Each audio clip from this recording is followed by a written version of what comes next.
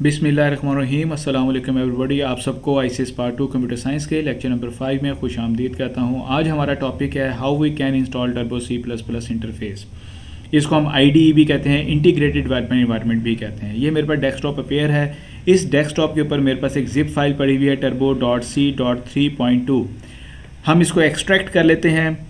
इसके ऊपर मैं राइट क्लिक करता हूं और मेरे पास एक मेन्यू अपेयर हुआ, इसमें एक्सट्रैक्ट हेयर की ऑप्शन है। मैंने इस पर क्लिक किया तो यहाँ पर ये एक्सट्रैक्शन हुई और ये मेरे पास एक फ़ोल्डर क्रिएट हुआ turbo.c.3.2। मैं इस पर डबल क्लिक करता हूँ तो ये एक मेरे पास विंडो ओपन होगी। इस विंडो में मेरे पास इसका इंस्टॉलर पड़ा हुआ है। यहाँ पर देखें टर्बो C++ 3.2 विंडोज़ इंस्टॉलर। आप इस पर डबल क्लिक करते हैं। जैसे मैंने डबल क्लिक किया तो ये मेरे पास मैसेज बॉक्स अपेयर हुआ।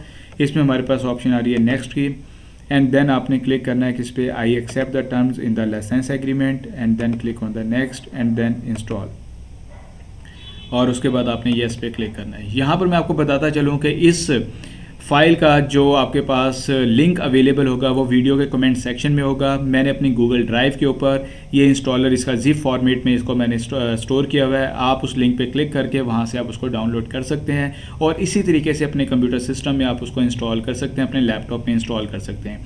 लेकिन ये इंस्टॉलर जो है ये 64 बिट ऑपरेटिंग सिस्टम के लिए है, तो कोशिश कीजिएगा कि जो आपके पास ऑपरेटिंग सिस्टम हो 64 बिट का है। अगर आपके पास ऑपरेटिंग सिस्टम 32 बिट का होगा तो फिर वो गूगल ड्राइव पे जाकर या गूगल से आप जाकर आप उसको डाउनलोड कर सकते हैं।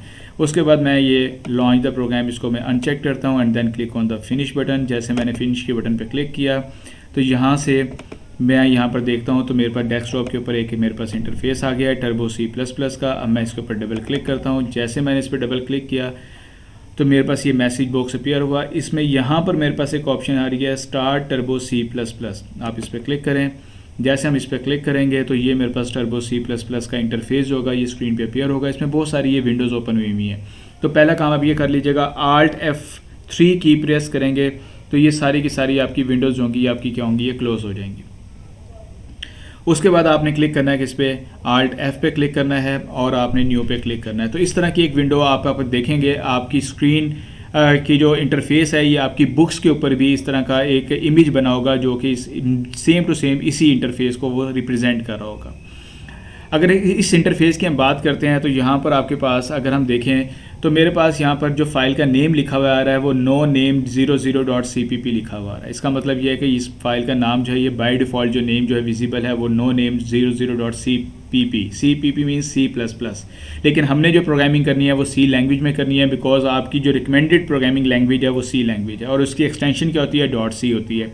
तो पहले हम अपने प्रोग्राम को सेव कर लेते हैं। तो फाइल पे क्लिक करते हैं और मैं सेव पे क्लिक करता हूँ। तो मैंने जैसे सेव पे क्लिक किया मेरे पास डायलॉग बॉक्स अपेयर हुआ। यहाँ पर ये फाइल मेरी कहाँ पे सेव होगी, C ड्राइव में टर्बो C3 का एक फ़ोल्डर होगा, उसमें बिन का एक फ़ोल्डर होगा, उसमें ये फाइल मेरी सेव होगी।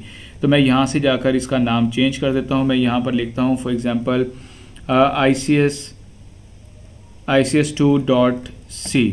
ICS2 जो है ये फ़ाइल का नाम है, .c जो है ये फ़ाइल की एक्सटेंशन है। मैंने ओके के बटन पे क्लिक किया तो मेरे पास यहाँ पर फाइल का नेम जो है वो चेंज हो गया ICS2.c।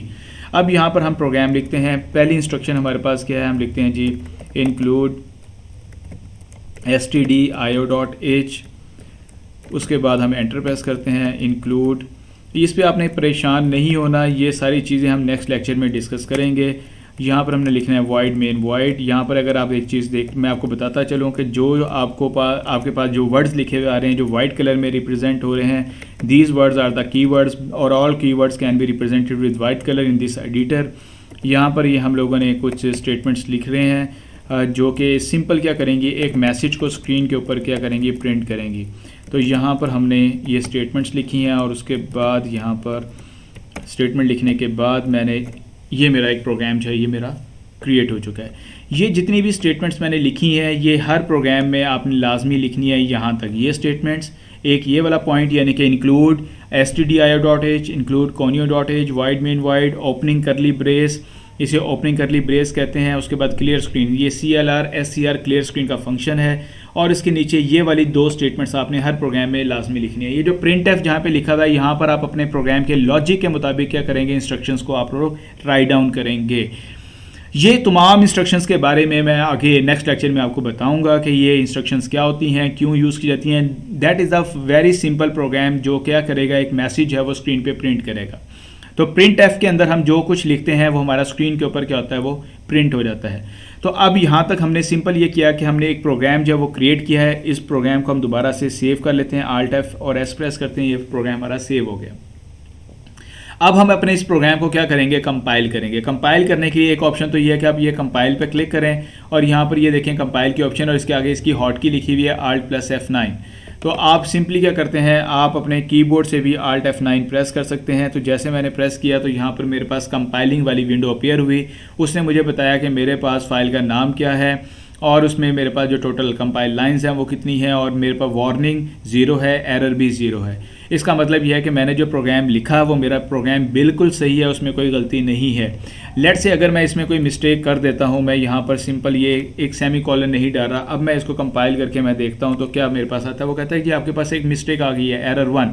इसका मतलब यह है कि जब हम प्रोग्राम को कंपाइल करते हैं उस वक्त तक मेरा प्रोग्राम जो है वो ऑब्जेक्ट फाइल क्रिएट नहीं करेगा कंपाइलेशन के बाद, जब तक वो एरर फ्री नहीं होगा। अब इसमें एक मिस्टेक है, वो मुझे बता रहा है स्टेटमेंट मिसिंग सेमी कॉलन।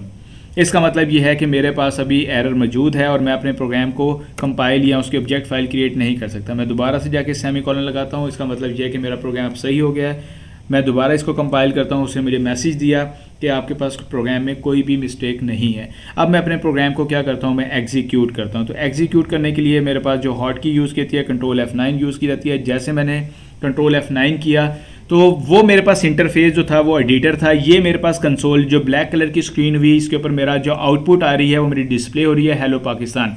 जो मैंने प्रिंटफ फंक्शन में लिखा था वो मेरा कंसोल के ऊपर क्या हुआ, डिस्प्ले हो गया। That is my console. और यहाँ पर मेरा कर्सर ब्लिंक कर रहा है। अब मैं जैसे एंटर की प्रेस करूँगा, मैं अगेन कहाँ पर आ जाता हूँ, मैं अपने प्रोग्राम के अंदर मैं वापस आ जाता हूँ। That is my source program.